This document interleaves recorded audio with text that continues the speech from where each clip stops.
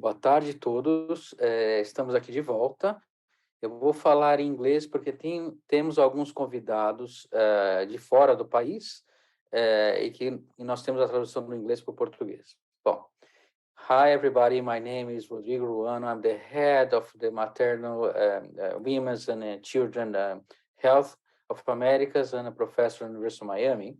And I'm here to discuss the future and the present and the future of medicine, specifically regarding our obstetrics, gynecology, pediatrics, and maternal fetal medicine. So now we are going to the model of fetal medicine. I'm happy to introduce my friend, my colleague, Dr. Teresa Unas. She's responsible, she's a pediatrics, and she's responsible for our, she works with me in our women insurance health program. So thank you, Teresa. Obrigado, Teresa, por estar presente. A palavra é sua para introduzir nossos colegas. Good afternoon, everyone. I'm so happy today. And now I will invite the professor, Aaron Werner. He's the library of biodesign of DASA in Brazil. Professor, you go. Hello, everybody. Hi. I would like to give thanks to Rodrigo and Teresa to be here with you.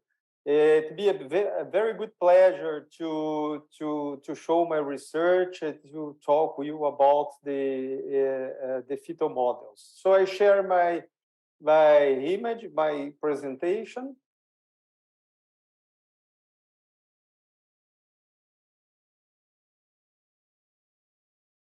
Okay.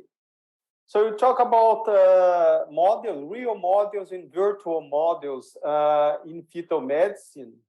There is no conflict of interest in this presentation. So we have a team here in Rio working in fetal medicine since 2002 in research to reconstruct the fetal image. So you can see like these covers here. This is a big team of research. And the main objective here is to say, is to think about how those reconstructed images can help us in the diagnosis, in the prognosis evaluation, and also to planify some surgeries. So when you talk in fetal medicine, we talk about the diagnosis from ultrasound and MRI. So you can see here a video, you can see the fetus. This reconstructed fetus is a model with the information coming from the ultrasound and MRI together. So we are working on developing softwares to segmentate the images and to prepare all of those images to help us in the diagnosis. For example, here you have the image. This is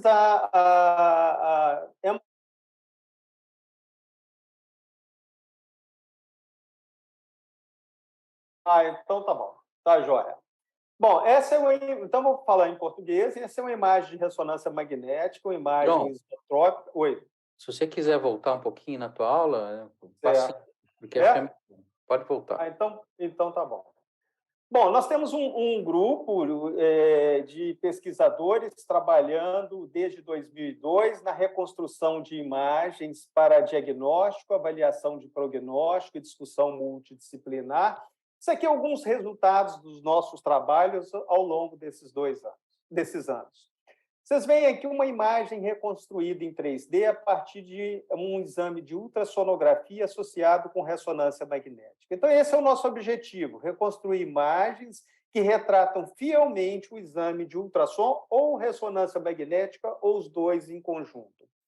Essas imagens, elas passam por uma modelagem. Então, elas são reconstruídas a partir de uma ultrassonografia 3D ou sequências isotrópicas em ressonância magnética, e nós geramos modelos a partir da imagem isotrópica. Então, vocês veem aqui a imagem na ressonância magnética, um slice, e nós vamos reconstruindo todos esses slides até nós termos essa imagem totalmente reconstruída em 3D. E nós podemos não só reconstruir a parte externa do feto, como a parte interna, dando foco nas áreas de interesse para o nosso diagnóstico. O nosso primeiro objetivo foi nos modelos impressos em 3D. Então, vocês veem aqui uma impressora 3D imprimindo a face fetal a partir de um exame de ressonância magnética. Então, nós temos hoje várias tecnologias de impressão 3D, seja em resina, como vocês estão vendo, a anterior impressão 3D em filamento, ou impressão 3D a partir de pó, né? Então, isso é um pó de gesso, algo semelhante a um pó de gesso, e nós conseguimos reconstruir as nossas imagens, né? Então, vocês veem aqui, isso é uma tecnologia que chama PolyJet, e nós reconstruímos, então, isso aqui toda a parte do trato respiratório de um feto, e aqui várias opções de impressão 3D. Nós trabalhamos muito também na possibilidade de mudar esse material de impressão. Então, o que vocês estão vendo aí é um rosto fetal, uma face fetal, a partir de material reciclado, material hospitalar reciclado. Nosso trabalho ele começou com tomografia computadorizada em fetos com malformação esquelética, isso há mais de 15 anos atrás, né? Então, nós fomos gerando modelos a partir da tomografia e evoluindo esses modelos, então, para ressonância magnética e ultrassonografia. Então, esse foi o primeiro artigo que nós fizemos focados nessa área. Reconstrução 3D de modelos fetais. Esse é o nosso protocolo de ressonância magnética, um protocolo de uma sequência isotrópica. Então, vocês veem que, a partir desses eixos criados na ressonância, eu tenho as informações em todos os eixos e eu gero, então, um modelo reconstruído em 3D. Esses softwares, atualmente, nós usamos muito inteligência artificial. E nós estamos trabalhando muito em algoritmos para nos ajudar a fazer essa modelagem cada vez mais rápido. E esses algoritmos eles vão sendo somados, um focado no volume fetal, um focado no líquido amniótico, e nós vamos juntando essas informações de uma forma muito rápida, o que nos permite essa reconstrução com uma velocidade incrível. Então, vocês veem aqui, além disso, nós temos algoritmos para corrigir o próprio artefato do movimento, o que também nos auxilia na melhor qualidade da imagem fetal e uma velocidade no exame de aquisição. Então, vocês veem aqui uma imagem adquirida com artefato de movimento e a imagem aqui corrigida com o algoritmo. Isso é um feto de 37 semanas gerado especificamente a partir de uma imagem de ressonância magnética. Então, a única coisa diferente que vocês estão vendo, ele foi pintado por um artista para fazer parte de um documentário. Mas o feto é totalmente reconstruído a partir de uma informação matemática vinda da ressonância magnética. Hoje nós temos um programa aqui no Brasil, desde 2011, gratuito, em que nós fazemos as reconstruções desses bebês para o acompanhamento pré-natal das gestantes deficientes visuais. Então, vocês veem aqui uma gestante tocando o bebê dela, né? Então, nós recriamos esses modelos 3D para nos facilitar nesse approach com a própria gestante.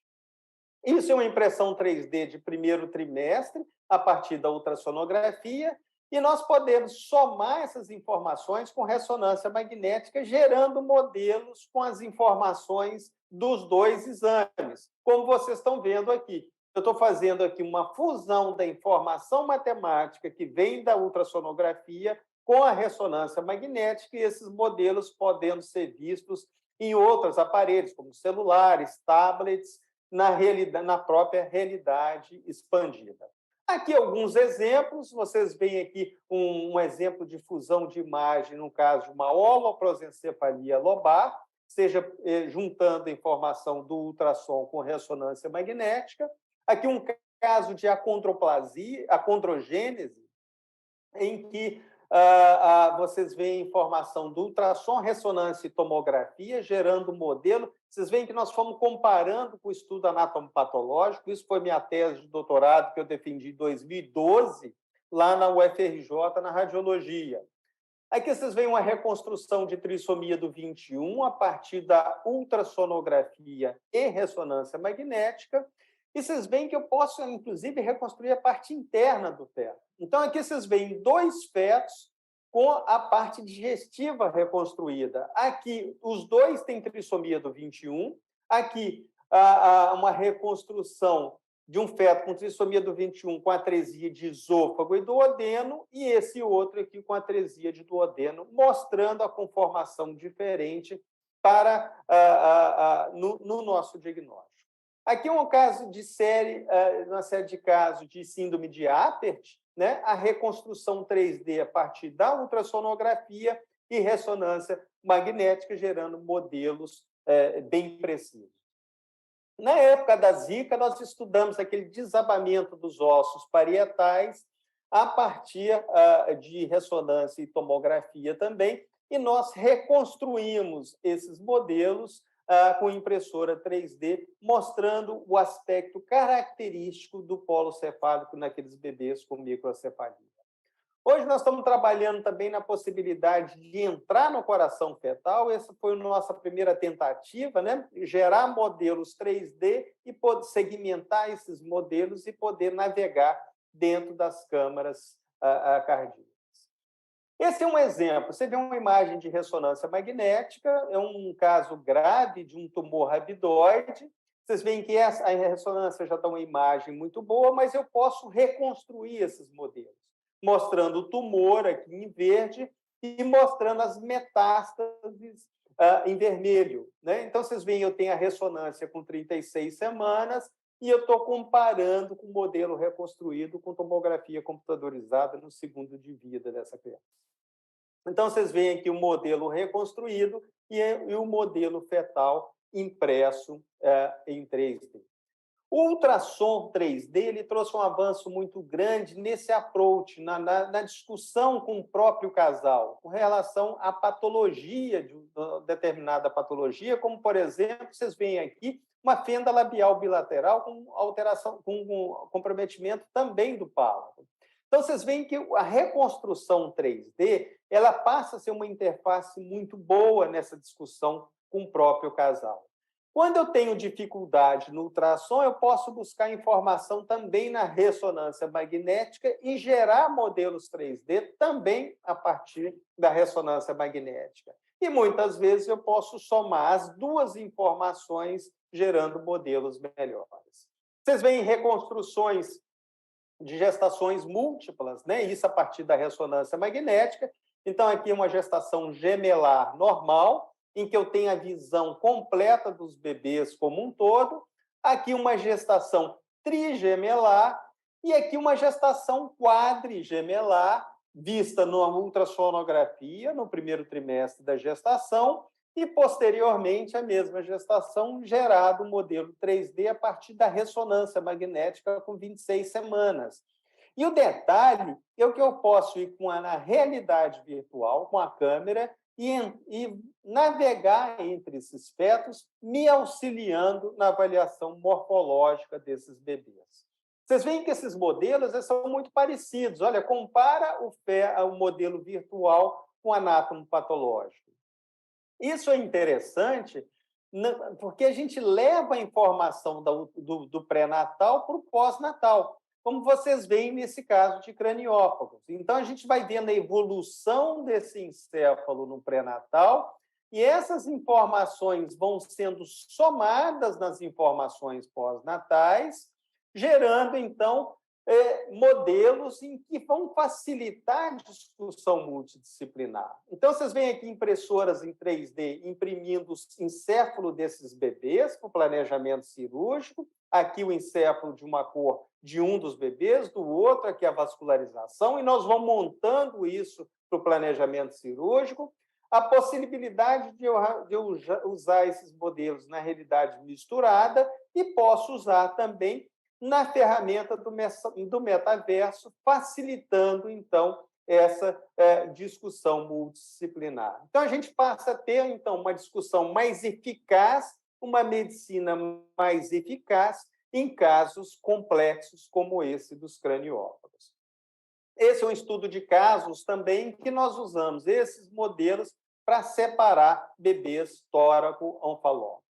Vamos ver tumores, né? Então, vocês veem aqui um tumor epignatus, né? Então, eu já tenho o diagnóstico no ultrassom, mas com esses modelos eu vou mostrar a relação do tumor com as outras partes do feto, né? E isso já vai nos ajudando no planejamento cirúrgico e como nós vamos acolher essa criança no pós-natal. Então, vocês veem aí um outro caso, a imagem na ultrassonografia e o modelo aqui reconstruído a partir de ressonância magnética.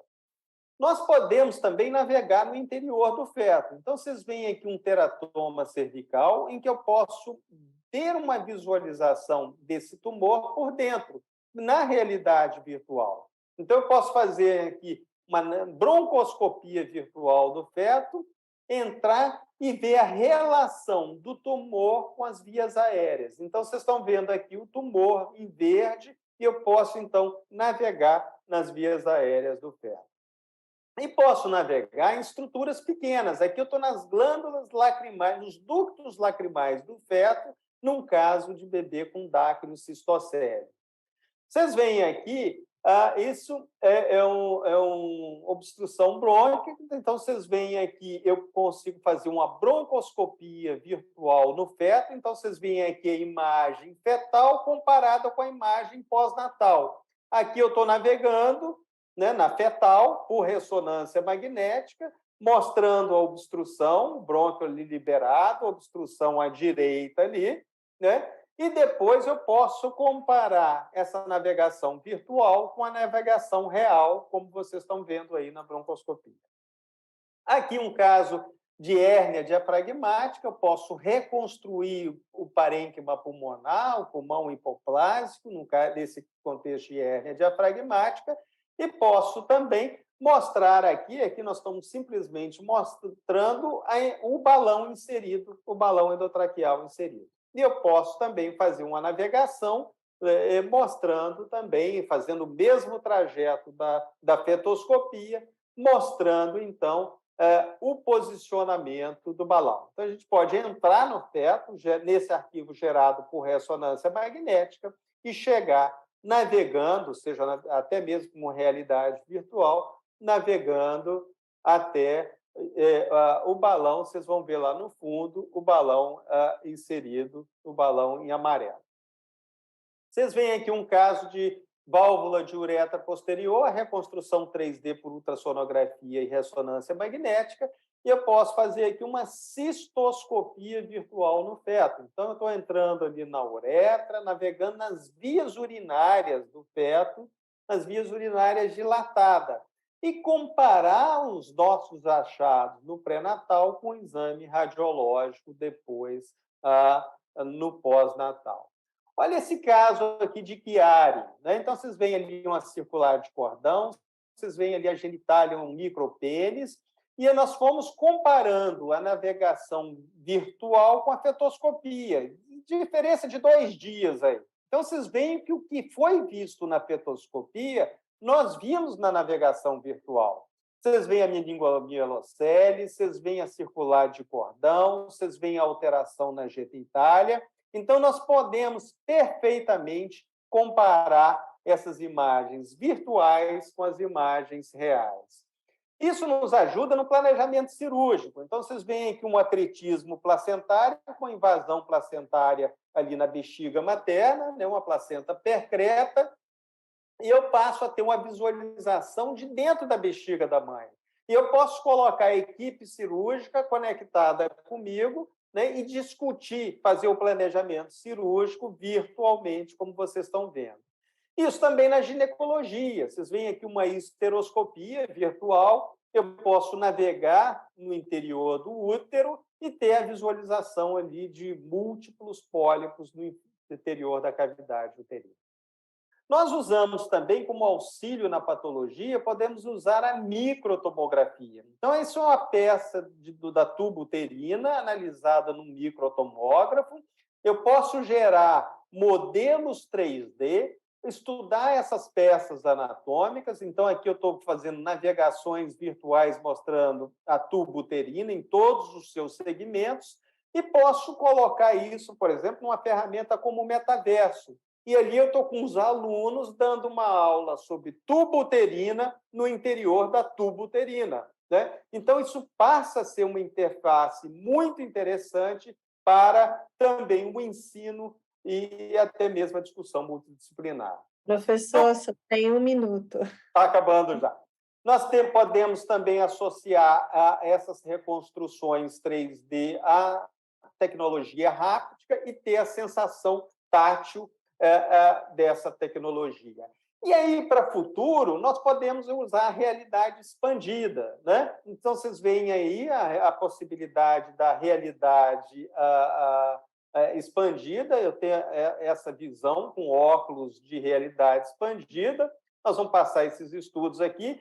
Nós temos essa possibilidade também de avaliação dos casos clínicos no metaverso, como vocês estão vendo, ou a própria possibilidade de discussão multidisciplinar na realidade expandida. Então, vocês veem aqui, nós estamos discutindo um caso de tora com falópagos, né, vendo a nossa imagem como avatar, como holografia, e discussão à distância com médicos conectados em outras regiões do país. Então, essa é a medicina que nós podemos fazer, uma medicina de precisão, né? E essas ferramentas vêm nos ajudar nessa medicina de precisão, elas nos ajudam no planejamento cirúrgico, na educação e formação médica e podem também nos ajudar na melhor comunicação com os nossos pacientes e seus familiares. Então, eu queria agradecer, foi um prazer muito grande estar com vocês aí, e depois fico disposto aí para debatermos. Obrigado. Professor Heron, maravilhosa apresentação, acho que todos aqui queriam ficar o dia inteiro com o senhor. Muito grata pela sua apresentação, e no final desse evento, com certeza, teremos muitas perguntas. Para dar continuidade à nossa mesa, eu vou agora chamar o professor Dr. Rodrigo Ruano, professor-chefe da Divisão de Medicina Materno-Fetal da Universidade de Miami, na Flórida, diretor do Jackson Fetal Care Center em Miami, na Flórida, professor adjunto da Santa Casa de São Paulo, Brasil, o nosso chefe da SOI Materno-Fetal Infantil do Grupo Américas, United Health Group Brasil, professor livre docente da Faculdade de Medicina da Universidade de São Paulo, professor Dr. Rodrigo, a palavra está com o senhor. Bom, muito obrigado. Vocês estão me ouvindo já? Muito obrigado, Heron, pela palestra. Essa palestra foi bacana, porque nós estamos falando sobre presente e futuro, né? O futuro já está aqui, né, Heron? E nós estamos trabalhando juntos e nós vamos falar sobre cirurgia fetal. E essa é uma possibilidade de trabalhar nos Estados Unidos, Brasil, né, em relação à cirurgia fetal, à medicina fetal, e usando realidades virtuais, né, e realidades tridimensionais, né? Eu vou falar em português, porque parece que todo mundo está falando em português, né? Então, fica essa bate em inglês e português. Vamos continuar assim. Eu não tenho conflito de interesse. Então, eu tenho 20 minutos para explorar o tema sobre cirurgia fetal. O que nós estamos fazendo hoje e o que nós vamos fazer no futuro? Bom, no presente, nós promovemos a esperança, né? Então, nosso foco é tratar aquelas malformações congênitas que têm um diagnóstico, né? Tem um diagnóstico formado, bem definido, com prognóstico, né? Uma chance de óbito neonatal, ou mesmo um problema, uma morbidade, né? Uma chance de complicações pós-natais muito altas. Existem inúmeras cirurgias fetais que fazemos hoje, e aqui estão listadas todas. Por exemplo, a gente faz endoscopia fetal, que a gente fala de fetoscopia para síndrome da transição feto-fetal, na hernia diafragmática que o Iron já mostrou, né, com a oclusão da traqueia do feto. A cistoscopia fetal, né, Heron, que nós fizemos até um vídeo, uma apresentação virtual sobre isso, né, para planejar a cirurgia e como que nós estamos fazendo, como nós vamos fazer com o feto e com a mãe na posição que o feto se encontra. É até uma tese de um aluno nosso nos Estados Unidos. E temos cirurgias abertas para correção da espina bífida, por exemplo, ou de tumores. E cirurgias guiadas pela ultrassonografia, como a transfusão sanguínea, né, dentro do cordão fetal, a colocação de catéteres na bexiga do feto ou no hidrotórax, e também cirurgias cardíacas congênitas. Eu vou falar um pouco até sobre o avanço da cirurgia cardíaca a céu aberto, que nós podemos abrir o útero, né, e a cavidade torácica do feto, e por que não abrir o coração do feto. E por último, nós temos o exit, que é uma cesárea modificada com anestesia geral, né, em que nós mantemos a circulação feto-placentária e podemos fazer as cirurgias no feto antes de culminar, né, antes de termos o nascimento. Então, por exemplo, numa obstrução da traqueia, uma obstrução da laringe, que a gente chama de CHAOS, Congenital High Airway Obstruction Syndrome, síndrome da obstrução das vias aéreas superiores, que se a gente clampear o cordão, a criança não vai conseguir respirar. Então, nós temos uma oportunidade de manter essa circulação feto-placentária e fazer a traqueostomia e depois clampeamos o cordão. Bom, vamos falar especificamente sobre algumas doenças, alguns problemas que tratamos. Vamos falar da síndrome da transição feto-fetal. Aqui nós temos uma ilustração que mostra que essa doença acontece quando nós temos fetos idênticos, uma placenta única com duas cavidades amnióticas. Então, gestações monocoriônicas biamnióticas.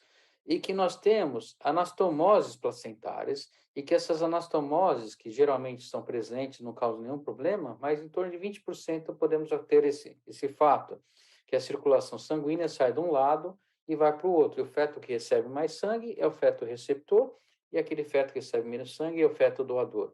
O feto receptor vai ter uma hipervolemia, que pode levar à insuficiência cardíaca congestiva, né? Primeiro ele vai fazer uma hiperurese para eliminar o excesso de volume dentro do corpo, causando uma polidramia. E essa polidramia pode levar a parto prematuro e perda de toda essa gestação. Se não tratarmos, esse feto vai ter insuficiência cardíaca congestiva, derrames cerebrais e óbito. O feto doador vai ter uma situação contrária, vai ter uma falta de volemia, talvez uma isquemia, e vai ter uma redução da diurese. Então, ele vai estar com oligohidramninia ou mesmo ausência de líquido amniótico, anhidramninia, que estará stuck contra o útero, né? E nessa situação, se não fizermos nada, a história natural mostra que a mortalidade, né, nós perdemos essas duas crianças em torno de 70%, 80%. O que nós podemos fazer é o laser, né, que todo mundo fala, guiado pela fetoscopia e pela ultrassonografia. Então, nós usamos ultrassom para mapear, né, inicialmente onde está a placenta e os fetos, fazemos com anestesia local e sedação hoje em dia, introduzimos um trocáter delgado na cavidade amniótica do feto receptor, né, que tem mais líquido, e calmamente mapeamos as anastomoses, um lado da placenta para o outro lado da placenta, do outro lado da placenta, e fulguramos, né, fazemos a ablação dessas anastomoses somente onde elas estão se conectando. Então, isso nós chamamos de ablação seletiva das anastomoses. E com essa ablação seletiva, nós prevenimos ou deixamos de fazer a coagulação de vasos importantes para o feto. E após fazermos essa ablação seletiva, nós traçamos de um lado da placenta ao outro uma linha, né, para tentar separar funcionalmente a placenta. Com essa técnica, nós temos já uma sobrevida desses dois bebês, depois de fazer muitos casos, em torno de 80%. Então, hoje em dia, nós perdemos somente menos de 20% dessas gestações. Aqui um exemplo clássico, né, original, que nós identificamos anastomoses e fazemos a coagulação com laser. Usamos um laser específico, que é um laser vascular, que tem a onda da luz, né, do feixe de luz, exatamente para esse tipo de tratamento. E como eu disse, a sobrevida hoje em dia é mais de 80%, e a chance de complicações neurológicas, elas hoje em dia são mais associadas à idade gestacional, parto, prematuridade, que é em torno de menos de 5%. tá? Temos problemas outros nas gestações gemelares, como às vezes um feto menor, a gente chama de restrição seletiva do crescimento fetal, em que esse feto menor tem uma placenta, um tamanho da placenta menor. Aqui é uma situação mais complicada, que nós temos que fazer todo o arsenal multidisciplinar para promover a melhor qualidade de tratamento para essas gestantes, e temos uma doença mais rara, que é uma síndrome, a sequência da polissemia anemia do gemelar, em que um feto é anêmico e outro feto é policitêmico. Isso é causado por anastomoses pequenas que promovem somente a transfusão de células de hemácias para um feto comparado com o outro. E nosso tratamento ainda é o laser nessa situação. Bom, vamos passar para a hérnia diafragmática congênita, que é uma situação muito interessante, que nós temos um defeito do fechamento do diafragma com a herniação. Vocês vão ver, isso aqui é um feto normal, com 28 semanas, e aqui um feto com hérnia diafragmática. Que nós temos um defeito no fechamento do diafragma, com herniação do fígado, estômago e do intestino, que vai levar a compressão do pulmão e do coração, levando à hipoplasia pulmonar, hipertensão arterial pulmonar, que é com alta mortalidade no pós-natal. O que nós podemos fazer é, ao retorno da 22ª, 28ª semana, nós colocamos um catéter, né? Nós usamos ultrassom, introduzimos um trocáter dentro da cavidade amniótica, dentro da boca do feto. Antes fazemos anestesia local, anestesia no feto também, guiada pela ultrassonografia, e colocamos um balãozinho na traqueia do feto. E esse balão fica de 22 a 28 semanas até a 34ª semana, e o objetivo dessa oclusão traqueal é causar ou promover o crescimento dos pulmões fetais. E ao redor da 34ª semana, retiramos esse balão com o mesmo procedimento. Assim, a criança pode nascer por parto vaginal, num centro especializado, ainda vai nascer com defeito, né, do diafragma, mas com pulmões maiores, com maior chance de sobrevida e chance de sucesso.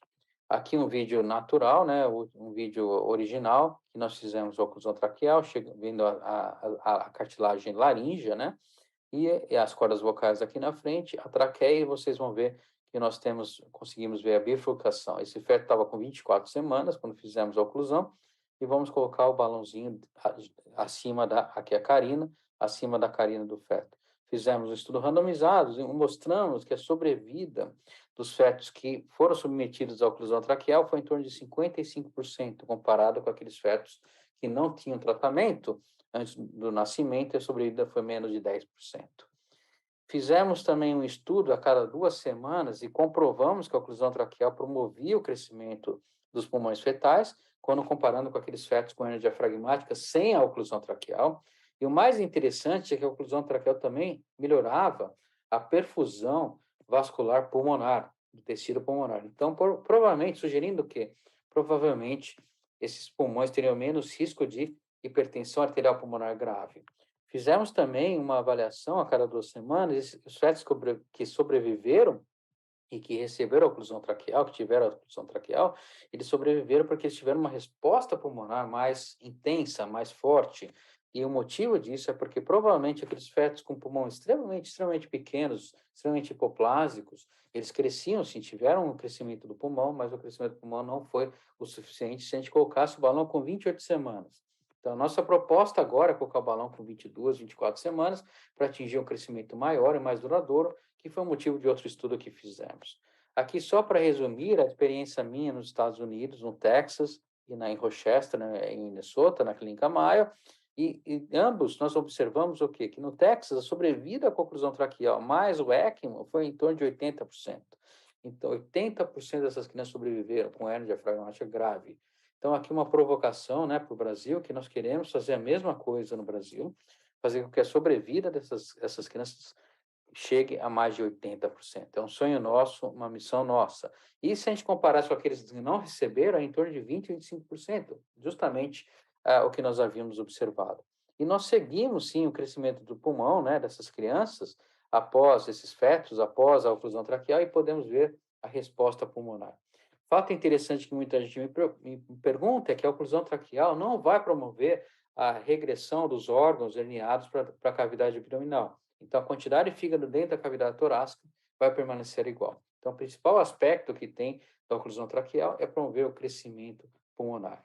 E esses dados foram comprovados por estudos randomizados, um deles publicado agora em 2022, que chama Total Trial, que provou o benefício da oclusão traqueal para a hernia diafragmática congênita grave, replicando nossos resultados anteriormente. Para a hernia diafragmática moderada, ainda nós estamos fazendo estudos, porque o estudo publicado no New England, randomizado, não mostrou benefício ainda. Bom, vou falar um pouco sobre a bexiga, né, que o professor Heron já mencionou. Quando nós temos uma obstrução urinária completa num feto masculino, às vezes pode acontecer em fetos femininos também, nós temos uma chance muito alta de ter hipoplasia pulmonar, óbito, e além disso a urina volta para os rins, causando insuficiência renal, então chance alta de termos diálise e transplante nessas crianças. Estamos desenvolvendo um projeto, né, de fazer o estadiamento dessas crianças com obstrução urinária, com o intuito de avaliar a função renal do feto. Avaliando a função renal do feto, nós sabemos em que estadio está essa doença. Por exemplo, às vezes está num estadio leve, que não há necessidade de tratamento. Às vezes está no estadio 2, que já tem uma situação grave, mas a função renal ainda está preservada. No estádio 3, a função renal, ainda o rim produz, o fetal ainda produz urina, mas não tem mais função renal preservada, significa que pode evoluir uma insuficiência renal, que é o estádio 4, que é uma insuficiência renal dentro do útero fetal. E claro que o prognóstico depende dessa situação. Nós temos dois tipos de tratamento, a derivação vésico-amniótica, que é o padrão ouro, e a cistoscopia fetal, que nós estamos estudando com o objetivo de tratar a causa específica da lesão, então fazer o diagnóstico da causa e o tratamento específico da obstrução. Nossos objetivos com o tratamento em geral para obstruções urinárias claro, prevenir a hipoplasia pulmonar grave, que vai levar ao óbito, pela história natural é 90%, 95% quando temos uma obstrução completa. Então, se a gente conseguir prevenir esse óbito, é o primeiro ponto. Segundo, se a gente conseguir prevenir também a insuficiência renal, e diálise e transplante. Tem um estudo randomizado que foi publicado no Lancet, mas esse estudo foi interrompido precocemente por uma dificuldade de recrutamento. Esse estudo foi publicado no Lancet porque mostra a dificuldade de fazer um estudo em doenças raras. Mas mesmo assim, com todas as dificuldades, esse estudo mostrou que a chance de sobrevida era em torno de 4% maior nos fetos que receberam o tratamento fetal.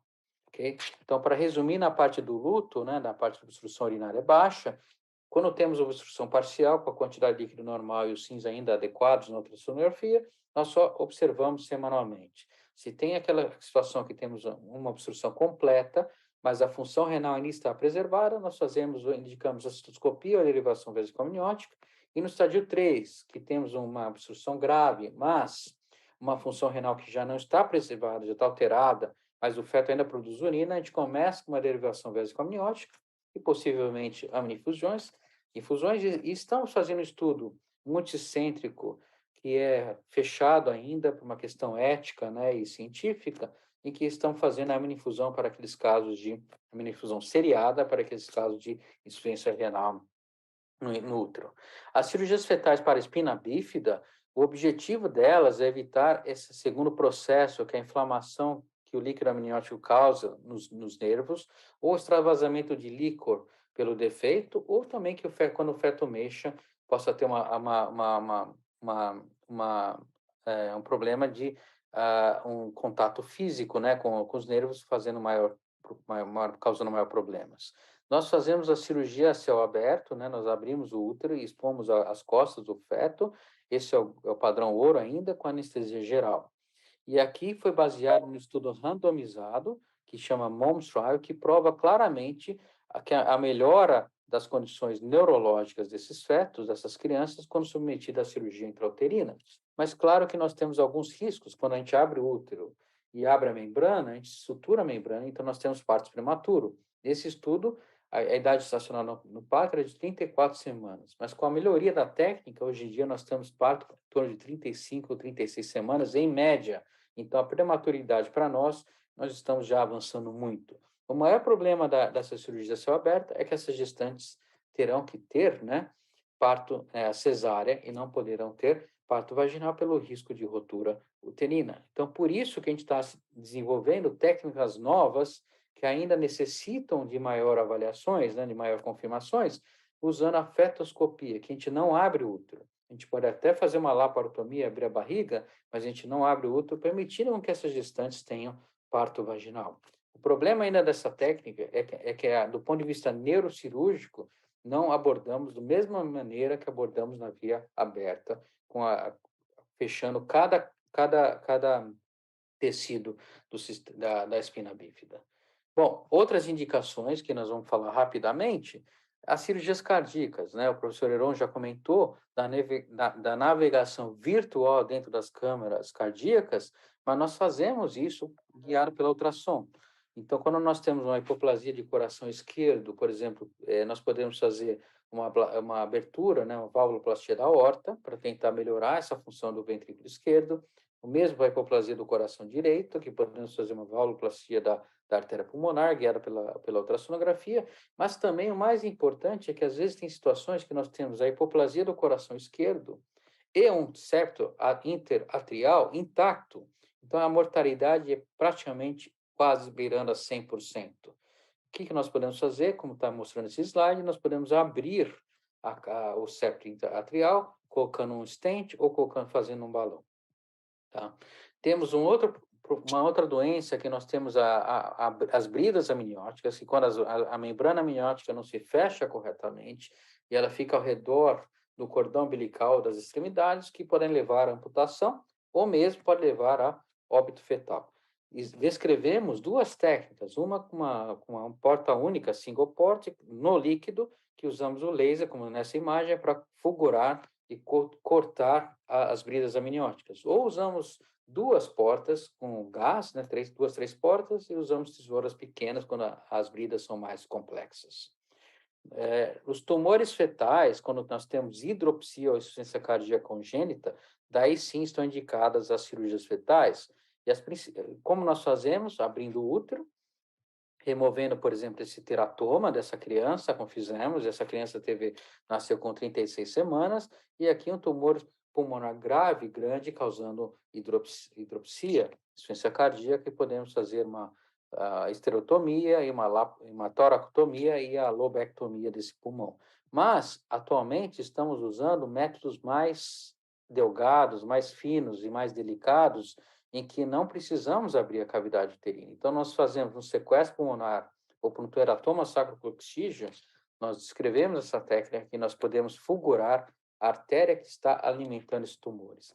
E para os tumores que não têm uma artéria principal, nós estamos desenvolvendo técnicas de ablação por radiofrequência bem controlada, em que nós sabemos a área que nós estamos fazendo.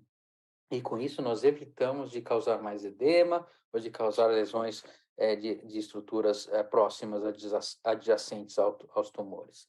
E por último, naquela síndrome que eu falei do Chaos, né, que nós temos a atresia da laringe ou da traqueia, às vezes alguns fetos, e o tratamento é o exit, né, na cesárea modificada, mas às vezes alguns fetos evoluem pela compressão do pulmão e do coração a hidropsia e insuficiência cardíaca. E por que não fazer uma laringoscopia fetal e tentar abrir essas cordas vocais, ou a traqueia, ou a laringe. Tudo isso é óbvio que nós fazemos a cirurgia fetal baseada na equipe multidisciplinar, como estamos vendo aqui, e vou falar rapidamente do futuro. Futuro aqui é uma situação que fizemos abrimos o útero, abrimos o tórax do feto e abrimos o coração do feto antes de clampearmos o cordão para fazer a transferência dessa criança numa situação melhor. Então, as cirurgias cardíacas estão acontecendo e, se Deus quiser, nós vamos criar um sistema de circulações extracorpórea e extraplacentária. Nós estamos usando muito a medicina regenerativa para regenerar os órgãos, com um exemplo mesmo, a hérnia diafragmática com balão, e nós estamos começando a tratar doenças múltiplas no feto. Por exemplo, uma criança que tem um sequestro pulmonar, nós fulguramos o vaso que estava alimentando esse tumor, o tumor regrediu, mas esse feto também tinha uma hérnia diafragmática. Depois, em seguida, colocamos um balão na traqueia do feto, fizemos oclusão traqueal e essa criança sobreviveu pelo aumento do pulmão. Então, como conclusão, nós temos que ter um diagnóstico e nós temos que ter indicações precisas.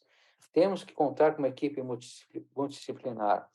E, hoje em dia, usando técnicas, né, inclusive essas de realidades virtuais, para planejarmos melhor as cirurgias.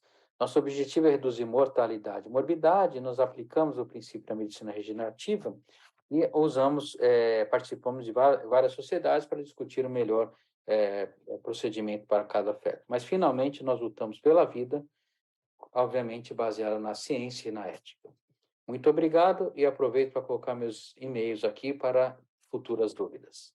Obrigado. Professor Dr. Rodrigo Ruano, nos encanta, traz para o Brasil toda essa perspectiva. A gente gostaria muito de ficar a tarde toda ouvindo você falar, mas agora eu vou chamar a professora doutora Delcy Zanon. Professora doutora Delcy Zanon, ela é neurocirurgiã, ela tem doutorado em neurocirurgia, ela também compõe vários comitês científicos, como membro do comitê científico da ISPN, International Society of Pediatric Neurosurgery, International Fellow pela Associação Americana de Neurocirurgia, presidente do Comitê de Neurocirurgia Pediátrica da Confederação Mundial da Sociedade de Neurocirurgia e milhares de outros títulos. Doutora Delcy vai nos abrilhantar com a abordagem multidisciplinar dos defeitos do tubo neural. Professora, a palavra está com a senhora. Boa tarde, muito obrigada, doutora Tereza Uras, pela introdução, muito obrigada pelo convite, doutor Rodrigo Ruano e equipe, é um privilégio estar aqui. Então, eu não tenho conflito de interesses, a única coisa é que a neurocirurgia pediátrica no Brasil ainda não é uma área certificada como área de atuação, embora no mundo ela exista desde a década de 70.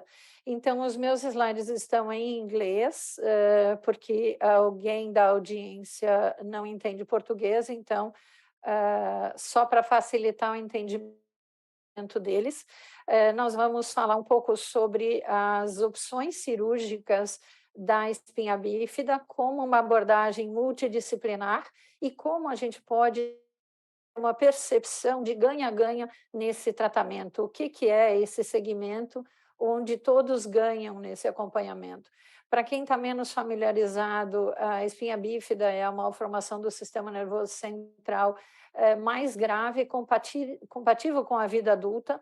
Então, essas crianças de hoje serão os adultos de amanhã. E para termos uma ideia, é 3 a 4 nascimentos para cada 10 mil nascimentos vivos. E é uma malformação complexa que envolve o cérebro, a coluna vertebral, ossos e músculos, e pode estar associado num percentual variável com hidrocefalia ou, mais grave, que é a herniação das tonsilas cerebelares para o canal vertebral, que a gente chama de Chiari 2.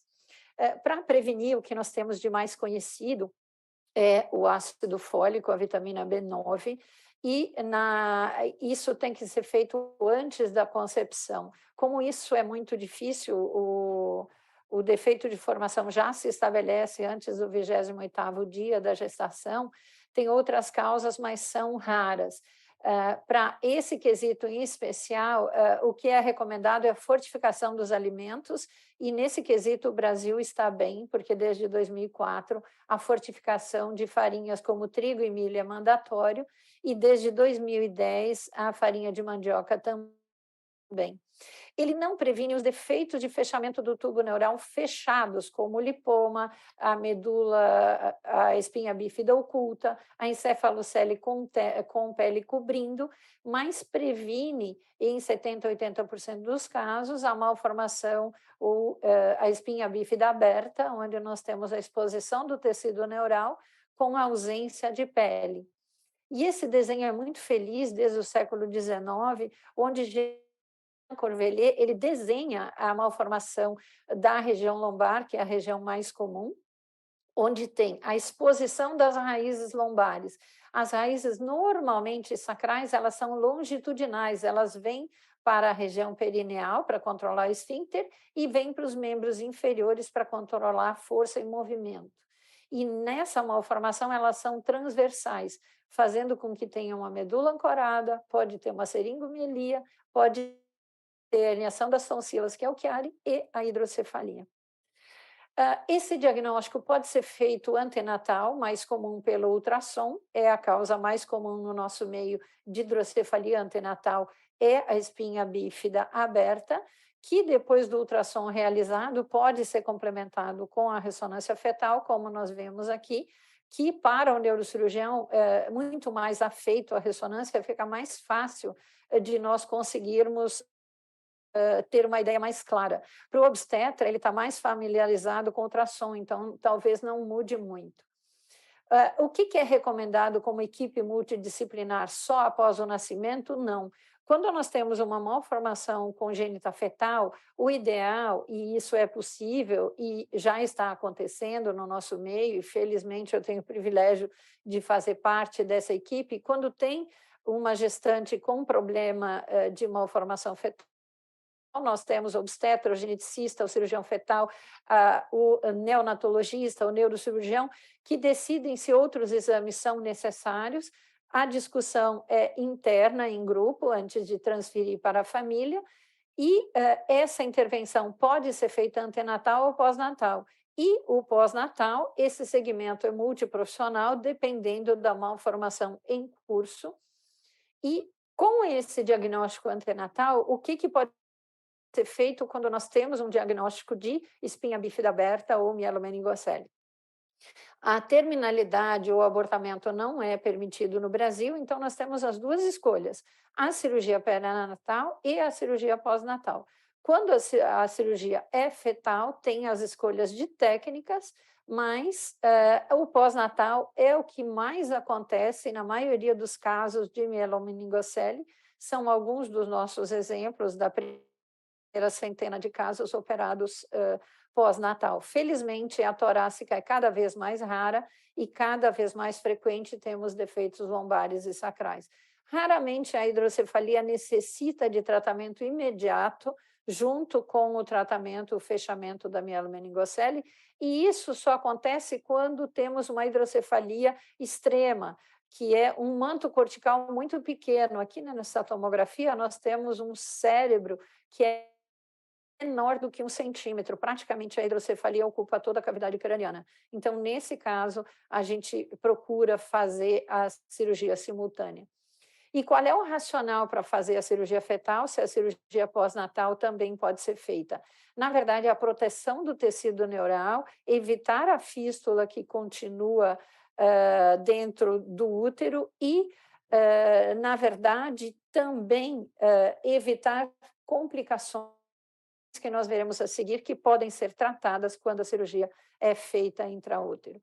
Basicamente, as 3 técnicas para fechar a mielomeningocele é a cirurgia aberta, ou seja, faz a laparotomia e esterotomia, a cirurgia por vídeo, que ela é 100% percutânea, e a cirurgia híbrida, onde se faz a laparotomia, mas dentro do útero só é entrado com a cirurgia de vídeo.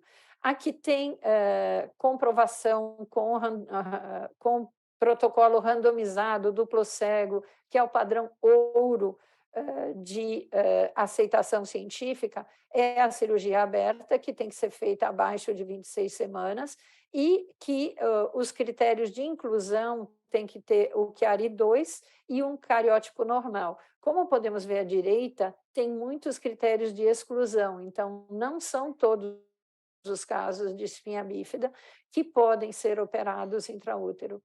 E praticamente a hidrocefalia cai pela metade e temos uma melhora no desenvolvimento não só motor, mas também neuropsicossocial, além da redução do Chiari. Então, vale a pena a gente investir na cirurgia fetal nos casos que preenchem os critérios. Esses não são dados oficiais, são dados de uma aula da Academia de Medicina que está gravada, que teríamos em São Paulo 600 casos por ano de mielomeningocele. E O primeiro caso operado aqui conosco foi uma cirurgia aberta com o professor Dr. Rodrigo Ruano, em 2022, no Hospital Samaritano, onde tivemos o privilégio de fazermos esse fechamento intraútero com microscopia da cirurgia da mielomeningocele. Então, esse cuidado com essa paciente, na verdade, com esse feto que vai ser recém-nascido, que vai ser uma criança, ele envolve múltiplas complicações. Isso quer dizer, a cirurgia fetal não é curativa e a cirurgia pós-natal, ela só evita a infecção, ela não devolve as perdas já adquiridas pela malformação. Então, temos questões urinárias, gastrointestinais e um complexo psicossocial vitalício que temos que lidar com todos esses profissionais, urologista, ortopedista, equipe de reabilitação, e como esses profissionais podem formar uma clínica onde as famílias não precisam fazer uma via sacra para procurar em áreas diferentes, hospitais diferentes, dias diferentes, para que encontrem esses profissionais.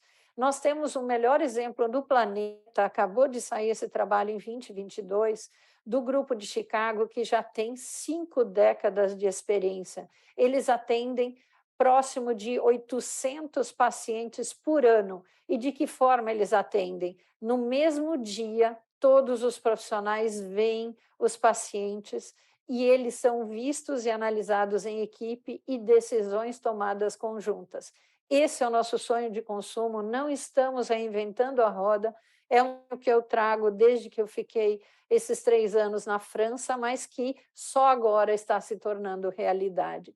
Então, que cuidado estou eu falando? Na verdade, é o padrão ouro para o tratamento dessas crianças. É a clínica de espinha bífida, onde o paciente é o centro, e não a instituição de saúde, não o médico, não o cuidador é o centro, o paciente é o centro e a família é o centro. Então, quando nós temos essa organização, ela é contínua, ela é acessível, ela é coordenada, ela é compreensiva. Geralmente, ela é liderada por uma enfermeira navegadora que marca essas consultas, que marca os exames, que organiza as famílias e que, quando eles vêm, eles já têm os exames prontos e facilita a vida deles, diminui o custo e traz uma melhor, digamos assim, felicidade e realização profissional para todos os envolvidos. Então, basicamente, é uma experiência que é conjunta, onde a pessoa é envolvida, não só a doença, a família ela é envolvida no manuseio. E, na verdade, as empresas de seguro de saúde, os hospitais também têm que ser parceiros, e melhora muito a relação médico-paciente e também melhora o bem-estar dessas famílias. É um trabalho de equipe, é um trabalho de sonho, que, na verdade, tem que mudar essa realidade que nós vivemos hoje em São Paulo, é a cidade mais rica do país. Mas como que funciona hoje, tanto no público como no privado? O que acontece? As famílias, elas vêm na segunda-feira para ver um especialista, na semana que vem, na terça, para ver outro, na terceira semana para ver o quarto, e talvez no mês que vem consiga uma consulta para a reabilitação. Então, não é nada organizado, nada centrado. É um tempo consumido por essas famílias, não traz satisfação aos profissionais, não tem prontuários integrados, não tem conexão entre os profissionais que atendem essas pacientes. Muito dinheiro é despendido desnecessariamente, porque não tem o database. E esses exames, por incrível que pareça, na maioria das instituições, desaparecem quando mudam o sistema operacional desses hospitais e desaparecem nos sistemas públicos depois de 1 ano, como se essa criança não precisasse nunca mais de cuidado médico. É quase desesperador o jeito que isso acontece hoje. Então, eu não poderia ter desenho mais feliz para dizer o que é o abismo que nós tratamos hoje entre os sistemas de saúde e as famílias e os pacientes. É como se nós não estivéssemos interessados em saber quem está do outro lado. Nós aqui, eu digo Ministério da Saúde, eu digo médicos, eu digo hospitais, eu digo todas as equipes envolvidas. Eu me sinto meio navegando contra a maré e todos perdemos nesse sistema. Ninguém ganha, ninguém ganha. Mas transformar essa dificuldade em oportunidade, eu acredito que é a tarefa dos sábios e a tarefa dos profissionais, e talvez por isso eu esteja aqui hoje, só por isso. Para diminuir os gastos e, com menos esforço e menos tempo, termos um resultado mais eficiente. É uma mudança de paradigma? Sim, é. Eu não estou pensando só no meu tempo, eu estou pensando também no tempo e no resultado de quem vem procurar o atendimento comigo. Então, comigo que eu falo é com a equipe que nós pertencemos, com o grupo que nós trabalhamos. Cada um de nós mudando um pouco as agendas e facilitando essa tarefa, nós vamos ter muito mais benefícios com muito menos custos. E eu acredito que a UHG está preparada e eu tenho o privilégio de fazer parte desse grupo, que, na verdade, fazer esse tratamento centrado nas famílias, o que elas precisam. Na verdade, elas precisam de profissionais que nós temos, de lugares, um líder, de protocolos, de comprometimento e de database. O time já está formado, já está pronto, só falta marcar a primeira consulta para a gente começar a trabalhar. Então, eu tenho o privilégio, admiro todos esses profissionais que estão conosco, a doutora Elaine, a doutora Cristiana, a doutora Tereza, o doutor Antônio, e esses profissionais, com certeza liderados pelo Dr. Rodrigo Ruano, vão mudar a forma como a mielomeningocele é vista, não só em São Paulo, mas no Brasil todo. Porque se a família se organizar, vem para São Paulo, num day clinic, ou 2 dias, fazem os exames, vêm esses profissionais todos e podem voltar para a cidade de origem ou para a região de origem, isso vai mudar totalmente a qualidade de vida deles e a nossa satisfação profissional. Então, é o tempo das famílias, é a conexão entre as especialidades, discussão dos casos, quer dizer, não é o que eu quero, o que o uro quer, o que o ortopedista quer, é o que é bom para aquela criança, para aquela família, para aquele momento. Isso vai gerar uma satisfação recíproca, publicações, vai diminuir o número de exames desnecessários e todos ganham. É win-win, sem dúvida. E também quem nos patrocina, a instituição onde estamos, todos vão ganhar com essa novo modelo de trabalho. Então, em resumo, a prevenção da mielomeningocele é possível, a cirurgia fetal está indicada em alguns casos, mas tem que lembrar que a cirurgia fetal não é cura, ele necessita de cuidado vitalício. E após o nascimento, seja a cirurgia fetal ou pós-natal, toda a equipe multidisciplinar necessita trabalhar em conjunto e todos os que estão envolvidos ganharão com isso. E a mensagem final é que nunca estamos sozinhos e não podemos desanimar. E o nosso país está precisando de boas vibrações nesse momento para que tudo termine bem. Muito obrigada a todos e um abraço. E Deus abençoe. Bom, muito obrigado, Neuci, muito obrigado, Heron, pela palestra, muito obrigado, Tereza, pela excelente moderação. Estamos aqui, então, a Neuci falou algo muito importante, estamos montando algo diferente no Grupo Américas e no HG, e contamos com vocês. Como nós não temos muito tempo, nós vamos passar para a seguinte mesa e nós vamos discutir sobre o futuro, o presente e o futuro, agora na pediatria. Então, nós temos obstetrícia, ginecologia, perinatologia, agora pediatria. Muito obrigado e nos vemos daqui a pouco.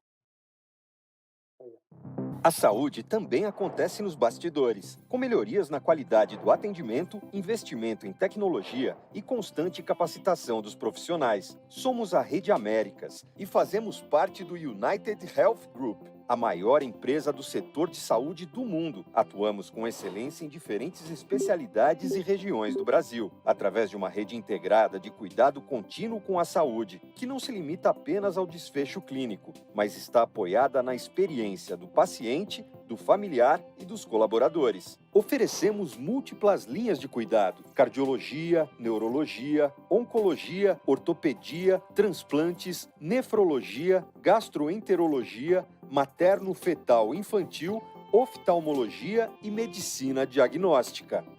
Para nós, a saúde é feita por pessoas para pessoas.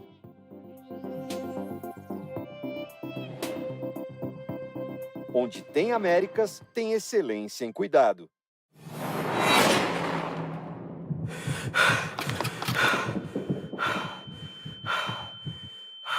Você não me conhece ainda, mas eu tenho grandes metas para você. Eu entendo de esporte. Eu respiro, discuto, pesquiso. Eu vivo disso. Sou especialista e sou completa. Só que não estou sozinha. Sou muito mais que um. Sou um time vencedor, a melhor equipe, um grande grupo, capaz de levar seu corpo a um novo patamar, conectá-lo com seu verdadeiro potencial e fazer de você um atleta cada vez melhor. Medicina Esportiva Samaritano. Seu esporte no mais alto nível. At Bristol Myers Squibb, we believe that a single touch has the power to transform, to help make every day better, happier, healthier, starting with a single life, yours.